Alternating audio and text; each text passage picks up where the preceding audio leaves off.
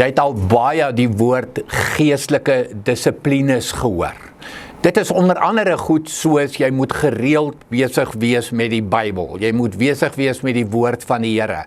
En absoluut so, en hou nooit op daarmee nie. En ek sê sommer vir myself ook, meer daarvan in my lewe, 'n baie gesonde geestelike dissipline. En dan natuurlik gebed, om met die Here te kommunikeer, om met die Here te praat, dis tog wat gebed is, en dit is tog 'n gesonde verhouding, is gesprek met mekaar.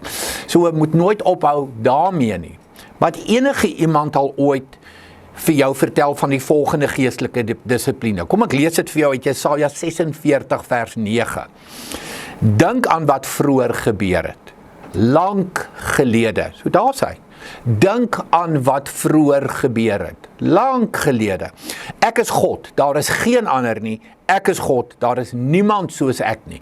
Dink daaraan, lank gelede het ek julle, my volk, uit Egipte uitgelei, na die beloofde land toe. Julle het dit nou alweer vergeet, so julle is nou besig om nou weer afgode te aanbid, en goue beelde te bou, ensovoort, ensovoort.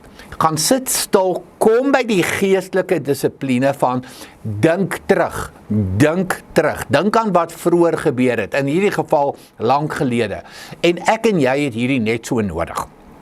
Daar kom swaar tye in ons lewe, daar kom uitdagende tye in ons lewe, daar kom moeilike tye in ons lewe. Weet jy wat? Gaan sit en dink terug. Die stormtye in jou lewe, daar was al voorheen storms gewees. Die woestyntye in jou lewe, daar was al woestyntye in jou lewe gewees. Hoe die Here jou nie daar gedra nie, hoe die Here nie daar vir jou gesorg en jou versorg nie. Hoe goed was die Here nie om jou daar uit te haal nie. So, wat is die geestelike dissipline? Kom ek lees hom weer vir jou. Dink aan wat vroeër gebeur het, lank gelede.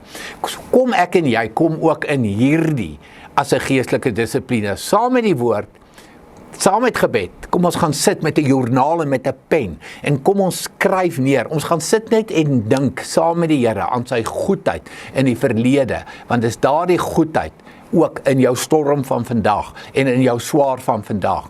Hy gaan vir jou daardeur dra.